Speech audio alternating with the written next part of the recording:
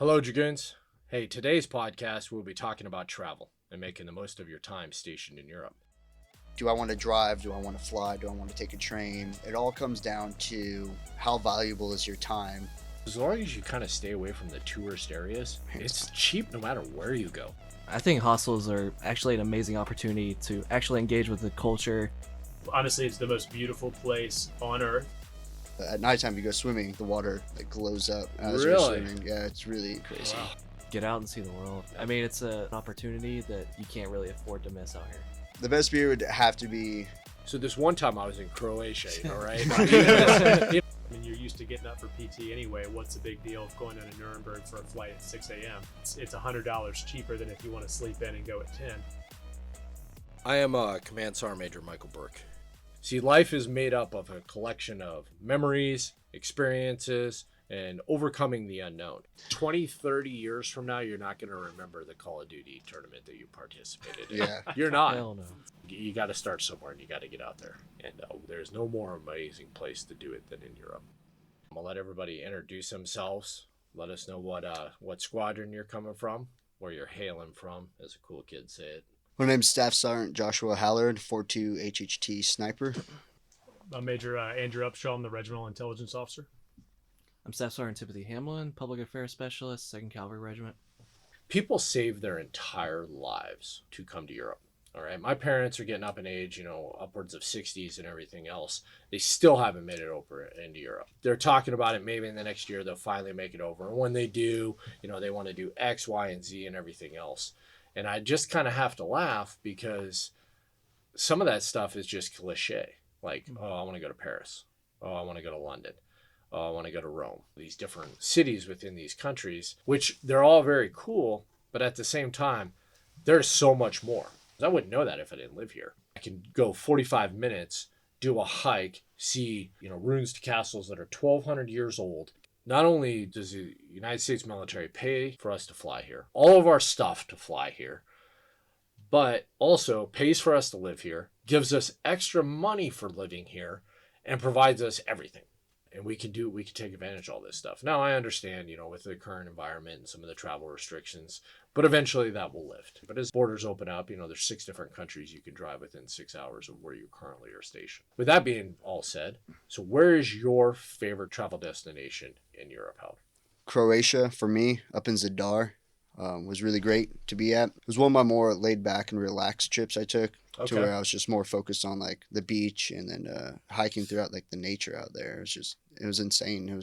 What time of year did you go there? It was July of last year. Right. Yeah, because I stayed at a hostel out there and it was really good. And the owners were actually Canadian and they threw a Canadian Independence Day for them because that was July 2nd or something. And they're like, we're going to honor you too then. And then threw a big barbecue for because I was the only American there for the 4th of July. And it was really something great. That's awesome. All right. How about you, Major? My favorite country, hands down, is Spain. Okay. So if I had to go anywhere in Spain, I think the most magical city to go to is Seville. Seville, really? It's unbelievable. Have you been to Toledo?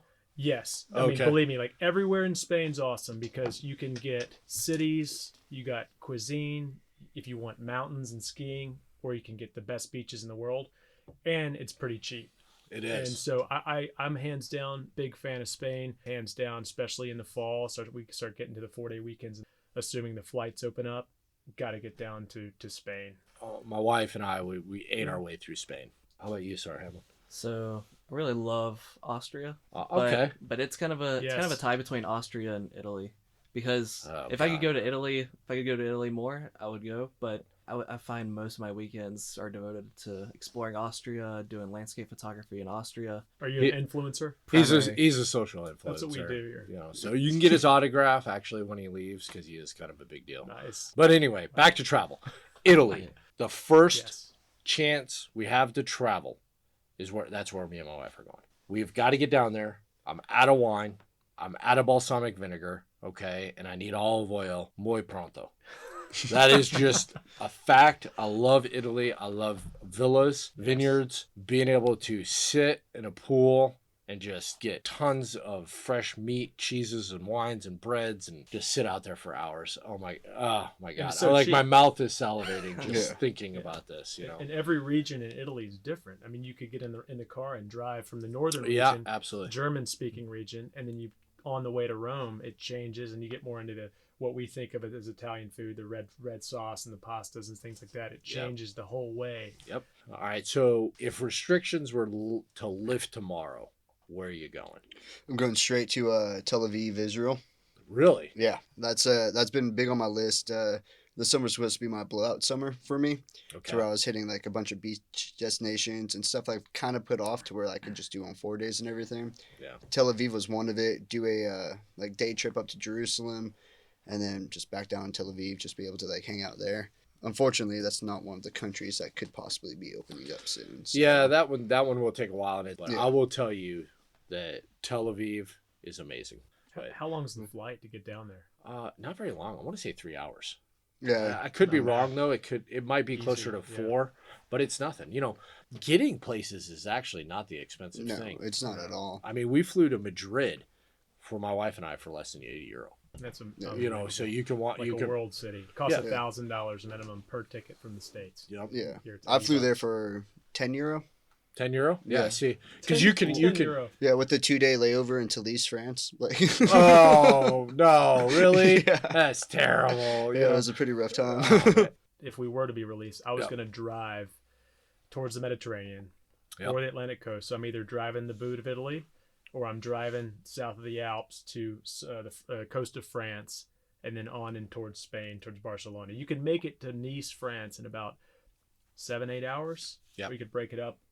But that's my plan, is to drive west or west southwest towards the Mediterranean, just to get some sun, Yep, get to the olive oil region, get to the wine region, and just drive and explore, and then make my way back. And if you're in southern France too, and you like rock climbing, the Fontainebleau out there is like That's a good world class bouldering for miles and miles and miles on end. Really? Where's Yeah. that again? Say that again. It's Fontainebleau. Fontainebleau. I always made fun of it. I always called it I don't know, something about like cordon bleu or something. But so I had to like think about it for a second. But yeah, it's for bouldering. Like people travel all over the world for there, and there's just endless miles of just bouldering over there.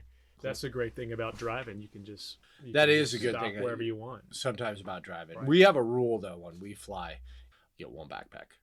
Mhm. No, Okay. It makes things no check. No check cheaper, on. easier. Absolutely. That's the only way to keep Because it Ryanair cheap. has like a, they have special dimensions that you can't, like, if you break that, they won't let you put that bag on a plane without paying like €50. Ugh. Sorry, Hamlin. Where are you going? I'm probably gonna go to like Verona and then stop Yes. to Bologna and then go to Cinque Terre. I love Cinque Terre. I probably hiked it 3 times already. It's an incredible experience within itself because the people are amazing, the food is perfect. But anyway, coming back, so you brought up hostels. We've been talking about, trips. Not every soldier is a major. Not every soldier is a sergeant major or a staff sergeant. We make more money than E2s, or these younger families, E4s with, 2 kids and stuff. So let's talk a little bit about, the cost aspect of it. That if you're on a limited budget, some of the best countries to go to are Czech, Poland, or any of the Slavic states. Poland, man, does your money go far in Poland? Yeah. Holy cow! And there's some amazing things in Warsaw, Krakow, in Estonia and Lithuania and stuff like that. Like there's some amazing things. I think hostels are actually an amazing opportunity to actually engage with the culture. Yep. Not even just the local culture, but the culture of the people that are visiting. It opens you up to opportunities. It opens you up to people. I think that's one of the best experiences Yep. for traveling is interacting with the people, getting to know them, because everyone is different. Even staying at hostels, I think is a much more enriching experience than just staying in a hotel by yourself and kind of sticking to Absolutely. just yourself. You're gonna meet people. We stayed in a hostel as well in Slovakia. Yeah, Slovakia, because we went up to Bled Lake. Oh, it's nice Which up is an there. amazing place. Just having conversations in the common area and everything else, and never once did I feel unsafe. And it was not dirty, it was not nasty, it was actually pretty phenomenal. Yeah, I've stayed everywhere I've gone. I stayed in a hostel. I think I stayed in an Airbnb once, and that was in Malta. Okay. Just because it's killer deal, and that was like one of the 3 times I actually traveled with friends. Okay. Every other time I've just solo traveled everywhere. Really? Yeah, so I Wow. have like 22 countries solo traveled, and 3 countries traveled with friends. Not only are you in this country to get the culture of the country and to like visit it and all that, you'll meet people just regardless, no matter what, because there's like free walking tours that you could do that you just tip the tour guide at the end, because he's just a local doing it as like a little side gig on his way to work, give you a nice like hour and a half tour of his city and everything. And then they do events and all that, so they'll do like pub crawls and everything, so you can experience a nightlife. But then you'll meet or make some friends and everything, and then at the same time you'll get introduced to their culture, wherever they're from. Right. The cleanliness and like the safeness about it, I've never felt unsafe or anything. All the hostels were always really nicely kept. Everything seemed really good. Like one night I fell asleep, the power outlet to charge your phone and everything was just like a power strip in the middle of the floor of this like room of like 12 people. And I was just like, well, if I have it tomorrow type of thing. Like my phone needs to be charged and I'm going to bed. Plugged my phone in and it was still there in the morning. And this was like a hostel you paid, I think I paid like $6 a night for. Yeah. And it was strictly like a party hostel. They're like, if you don't like this, and don't be here type of stuff. Right. So Budapest was probably like the more one, if anything, you would feel unsafe about, just because of the neighborhood it was in. But it was exactly what I wanted for it. Yeah. And the only reason why I felt like it could be unsafe is because in Budapest area, mobs run a few things out there. They do. So right when I got to the hostel, when I was checking in, the guy was like, hey, if you're going to use a taxi, use this one. He's like, this is the one that's trusted and everything like that. And I was like, oh, okay, cool. I don't know. If you're kind of worried about that, just stay in something that's a little bit more higher up there in the ratings for Budapest. But regardless, Budapest was also one of my favorite cities I've been to. Yeah. Budapest, the thing I love about Budapest is the people in Hungary, they're just happy to not be occupied by Russia. Yeah. They're just loving life. So it is a melting pot. And the food there, you could just get so many different things, and it was probably one of the best burgers I actually ever had was in Budapest. Yeah, and there's you just walk down the streets and they'll just have like little pop-up farmers markets of just food. And then for nightlife, you could go into these ruined bars where you can still see like bullet holes and shrapnel holes into them, because there's so much history there in Budapest there alone. is tons. And you go into the old district and you can go to these bars that are just like, that's definitely some shrapnel up there in that wall right there, and you're just drinking your beer like, all right, sick. Yeah, the Parliament building down in Budapest is probably one of the most amazing things I've ever seen at night. It's probably one of my favorite Really pictures is. I have. Oh, really? Yeah. Okay, that's awesome. Yeah. I stayed at hostels. I'd stay at hostels now. If you get on, I know we're not supposed to endorse a website, but hostelworld.com, you can go through all the highest ranking ones, and if you go with your friends, you can stay in the dorms where there are multiple beds or whatnot, or you can even get a private room.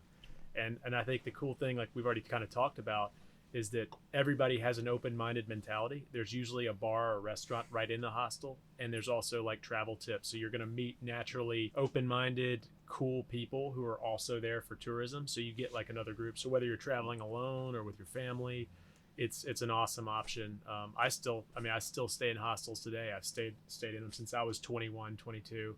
Another great thing about that site was that Hostel World themselves send out somebody to do their own review for it, and then it leaves a spot for the hostel itself to do their own little bio about them and what they're all about. You really know exactly what you're getting into, so it's never a surprise. For those who are new to traveling, it's really the easiest way to get out in Europe. And there's even an app for it too, so exactly. So, it's way easier. Super Hostel easy. World, Hostel Bookers. Yep. So kind of a trick I do is I get Booking.com, Hostel World, and Hostel Bookers, and then I look at the same hotel. You can kind of bounce around and you can see which one is offering, like which agency is actually offering it the cheapest.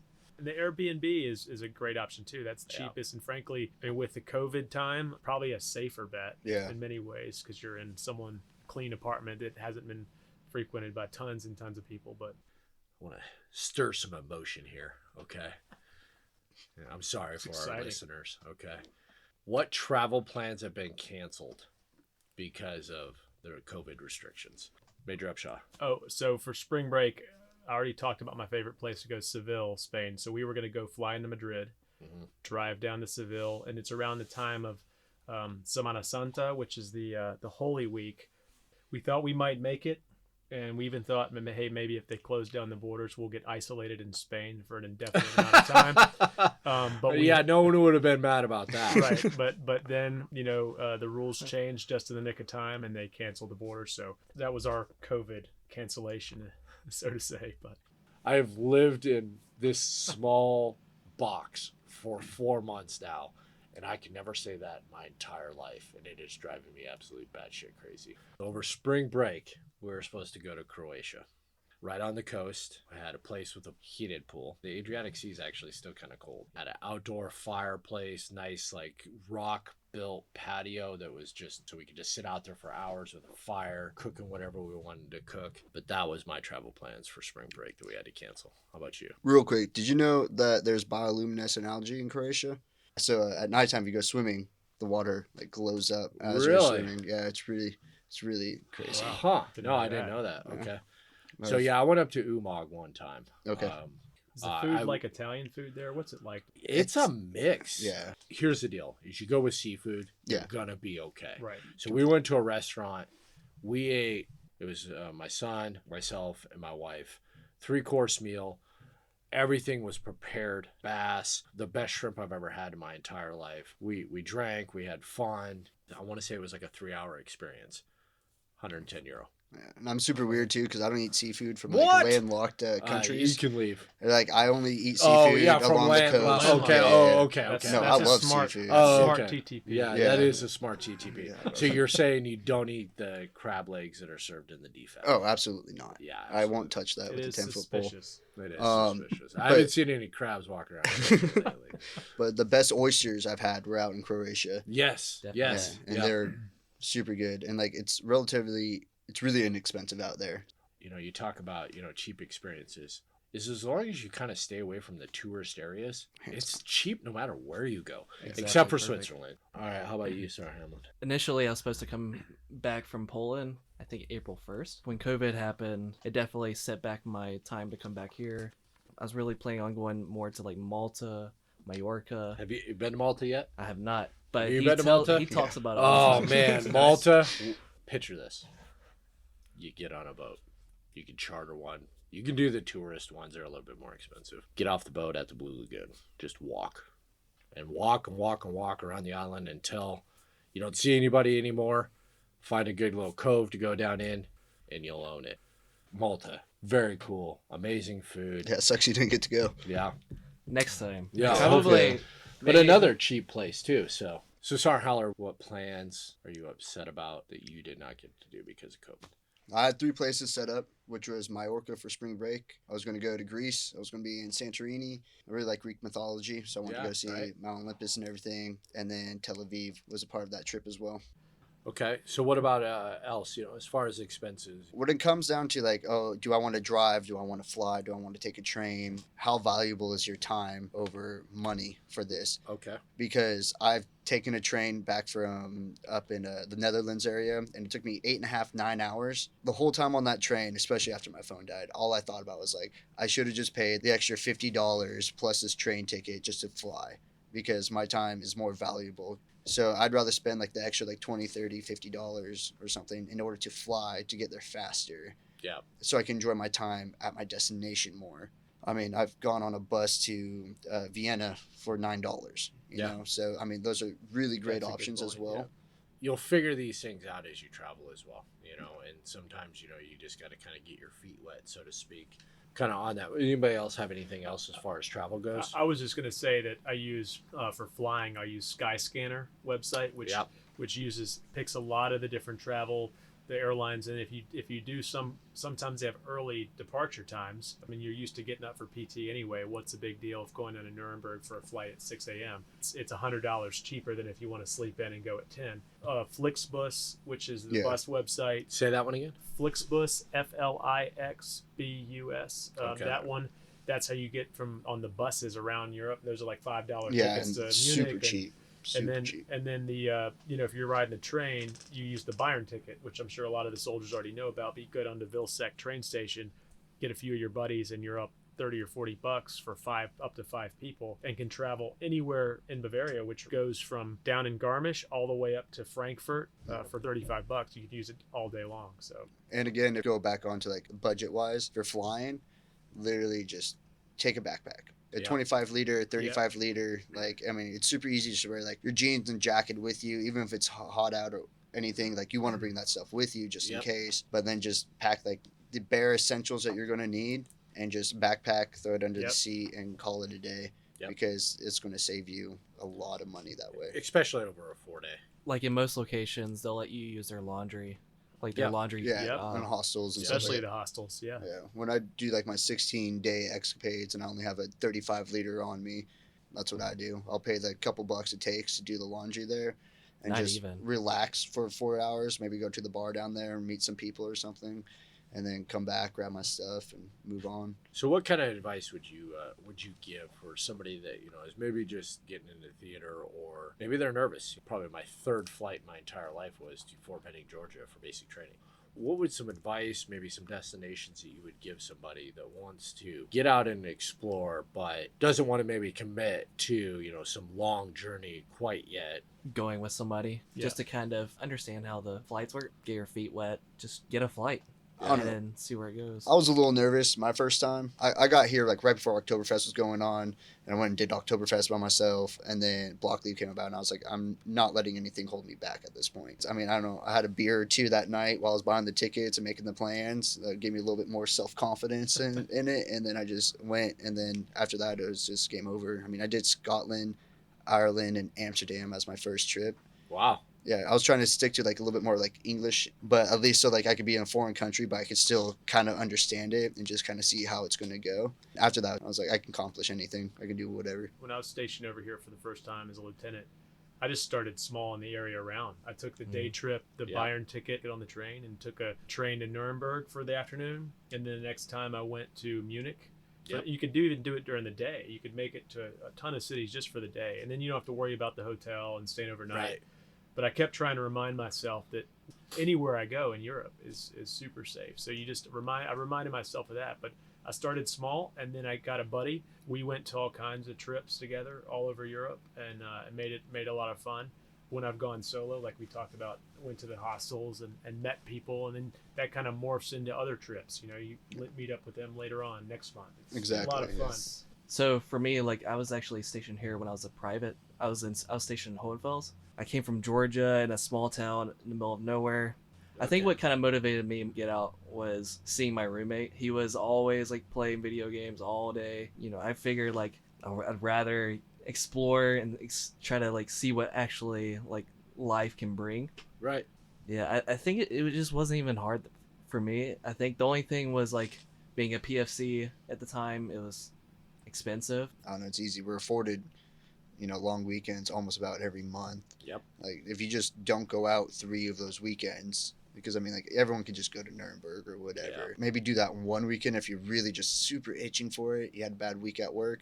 But those other 2 weekends, just save up your money, and then on that 4th weekend, you're able to travel literally anywhere here in Europe for pretty cheap, and you're able to get a good memory out of it. The thing about that is as a young soldier, as a young officer, I mean, you have a whole lot more money than those college kids traveling at those hostels. True. So that's true. So it's actually you're the man in many ways. You're the one with a job, and so it's actually was kind of cool compared. I mean, you walk in there, you can buy people drinks and you can host people. I mean, I certainly didn't do that. I mean, you got to be smart, but you're the one with a job, and so I have a lot to be proud of. And so I think I certainly was proud of who I was and proud of what I did, and all these people I met in the hostels were interested in. They've never met a U.S. soldier before. We had a lot of great conversations, and I enjoyed kind of showing my perspective and my life experience to them, and I think they left with hopefully a positive impression of America and the U.S. Army. And that's a great point to make. You're an ambassador. And as soon as they find out you're American, sometimes there will be perceptions, of that. But then as soon as they find out you're a soldier, it could be good, it could be bad. To you represent the United States Army. So you have to remember that, and you have to remember you're an ambassador for your country in that very moment. You speak for the United States of America and the United States Army, you know, and you got to carry yourself as so. Right. So I mean, I don't want to talk about that too much, but I think it's important for people to understand that. right. I mean, you think about it, you know, how back in the States, how many people from Hungary do you meet? That's You true. know, not many. So a lot of these people, especially in these smaller towns and cities, I mean, you might be the only American they ever meet in their entire life, let alone the only American soldier, and they only see what's in the movies. Yeah, And that's true. so they think you're Hey, John Wayne. right. Or They think you're a Rambo. hero. They think you're a hero. They think you're badass. But then if you just have to keep that in mind. That is their one impression. And that one impression, they talk to all their friends and like, hey, I met this guy at this hostel. He was either really cool or he was really not cool. And that infects, you know, a group or a town, their impression of the United States for, you know, exponentially.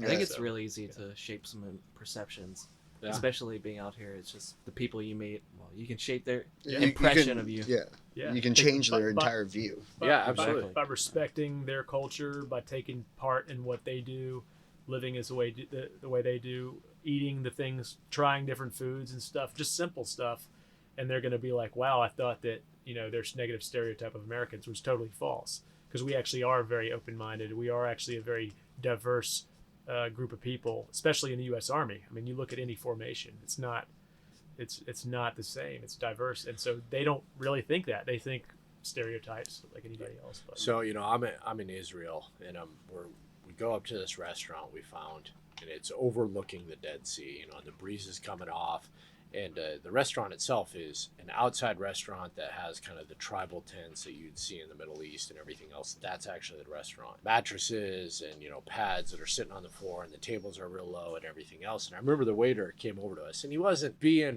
rude, but he knew we were American as soon as we kind of started talking to him and stuff. And he goes, we do have cheeseburgers and we do have fries and stuff like that. We don't want any of that. Bring me whatever you eat. He instantly was like, okay, and he was excited about it. He wanted to talk about it. He wanted to talk about the food. He wanted to talk about why he liked this and how his mom makes it, and because it was a family-owned place too. It was still probably one of the best meals I've ever had in my entire life. It was super neat, and I think it's important, for us to kind of do that, to fix those perceptions that are maybe being created or what they think of Americans that just eat cheeseburgers and fries. One thing I did that was pretty effective was I was in Genoa, Italy one time, long time ago, and I just look around. I'm not saying I look around for people who look like they like to eat, but I look around for like an old gentleman, and I'm like that guy looks like he's pretty happy with his diet. So I asked him, hey sir, where's the best restaurant around here? What's your favorite restaurant? And it ended up in some little family restaurant, and It was cheap. It was amazing, and I still remember it to this day, 15 years later. Did you try the pesto there, sir? The pesto, oh my God. Oh yeah, the pesto is unbelievable. And that's something that I also did with once with my family. I asked around for a cooking class, and I just did a cooking class, which isn't something I would ever think I would do, but some of the foods that I discovered in Italy, especially with the olive oil, I can kind of recreate it. I recreate it in my BOQ room at the time. I can do it at home, and it's super easy, super cheap, and then you can kind of show your friends how cool you are when you're a Renaissance man. Your culture. So we talked about language a little bit, and so people kind of alluded to it. So have you had any issues as far as language goes? Everywhere you go, you're going to have slight issue with it. I mean, we talked about earlier, Sergeant Major, how like staying away from like the biggest touristy areas is like how you're going to find like the best experiences and culture as well. And so that's what I try to do. And there's been so many times to where people are just like, oh, sorry, like I know English. But I mean, you just have to find a way around it. And what I usually do, and I know it's simple, but it was really effective, is like using Google Translate. Yep. Yeah, it's a game changer. Like, just type it into there, what you're trying to say. Just like really, but like you can't go intricate into like the English language. You got to go very simple. Yeah, like the basic like words, like where to eat or best restaurant or something. It'll translate it, and hopefully it's in a close enough dialect that they can understand it. For the most part, off of just like body language and what you're trying to convey to them. It's always worked out really well to me. I've never had an issue. Some Frenchman heard that I was speaking English, and he was super excited about it. Yeah, so he came down to me, and he was like, "You're American? Can I please buy you a beer?" And I was like, absolutely. Yes. Also, where's this? Like, It definitely pays to learn a little bit about the place that you're going to. Yep. So if you want to spend like a weekend in a town, it pays to like understands a little bit of the language, what people like to do there, the hangout spots, the best hostels, best food, just a few words like good day, good morning. Yeah, if they see you trying, I see that most of the time also. they're pretty supportive. I've never really actually, pointy talkie, Yeah. usually works, or the Google Translate. It might be a little bit aggravating sometimes.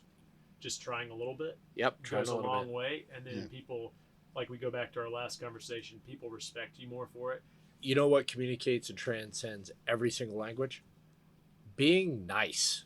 Yeah. Exactly. If Absolutely. you're And it just literally doesn't not, cost a dime. no, it doesn't. No, Right. if you're just nice to people, I mean, there's been many a times where not a word understood on either side of the fence, but just being nice and smiling and laughing actually a little bit Yeah. about it, about not being able to communicate, and they're just like, they're laughing. They're and doing their joking. best too. Yeah, And, yeah, they are because they're like trying to accommodate you, Yep. and you're, I don't know, just trying your best to Yeah. do what you can in order to get to whatever your end goal is right there.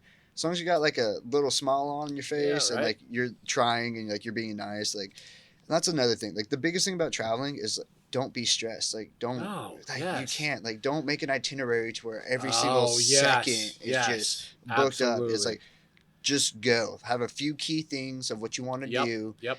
and just go and just bask in it all. Just enjoy You're not going to it. see it all anyway. Yeah. So pick do your research, pick the couple things and maybe the city or the country you want to see. Yeah.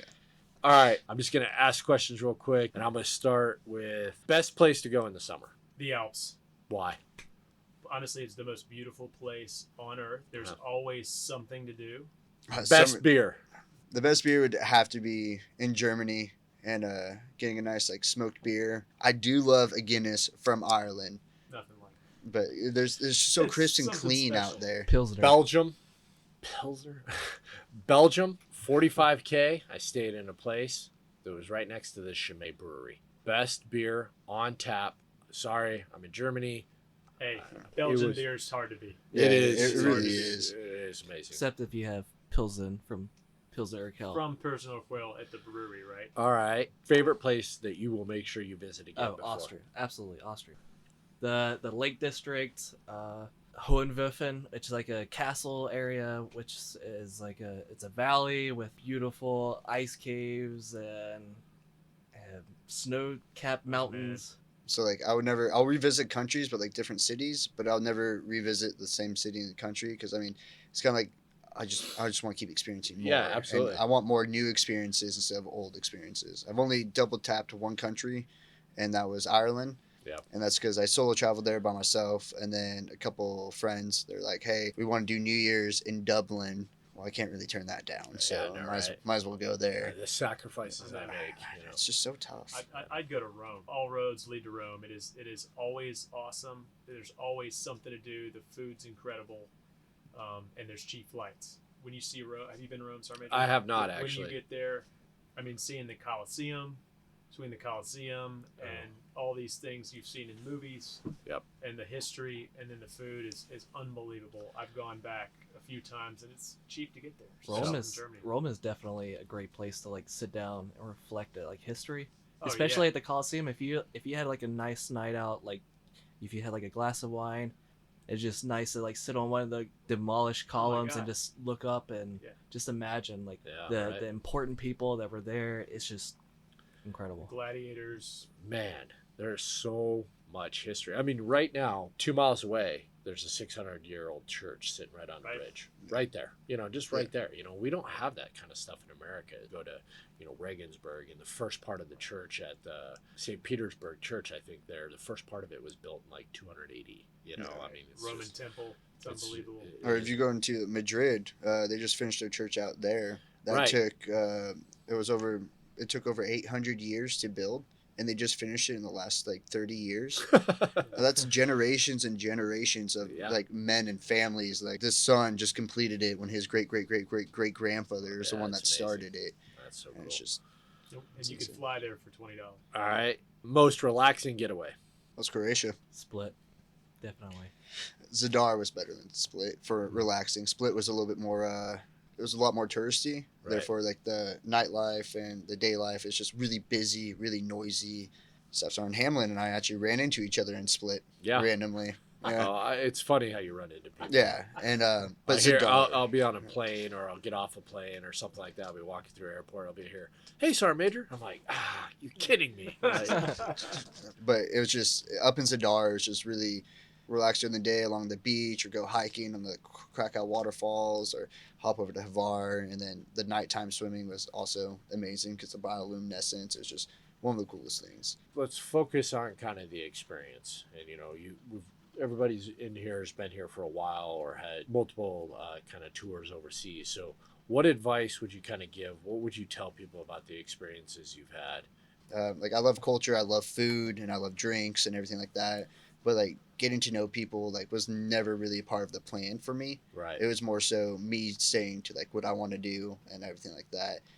And then after the first trip, it was just it's game over. I just ended up opening up, really cracking that shell of my own life to being open to meeting new people and like sharing my life experiences. And then it's just nice to hear them and get their culture side of it. I mean, thanks to social media, I have friends all over the world. That's amazing. To where like there's like, hey, if you're ever down here in Brazil, let me know. You can come stay at my place. Or if you're ever in Singapore, here and there, there's like, you're more than welcome to come stay at my place, and I would be more than happy to show you around my hometown and show you more of my culture. Like meeting these people is what has made every single trip for me and has made it memorable. And we go do these crazy things together. Like one of them was in Toledo. We ziplined across the goalie right there. Yeah. And there's just like, and that's with 4 people that I met literally that morning. You just have to embrace the experience. I mean, like you said, Sergeant Hallard, is people save their entire life to come to Europe to do traveling, and you are ordered to come here with your family or alone, and you're in the middle of Central Europe, so you're centrally located to get anywhere in the world. And back home, they have, these types of museums or restaurants about the cultures that you're surrounded in, and so you just have to embrace the experience and just get out there and take advantage of it, because it's going to change your perspective of the world. It's going to change your perspective of yourself, and just the satisfying nature of just being out in some of the best restaurants in the world and the best museums in the world, and everything for so cheap is priceless. And then you're going to look back on this time. Many of my friends I was stationed with have never been stationed overseas again, and they don't know if they'll get that chance again. So it's really important to take advantage of it.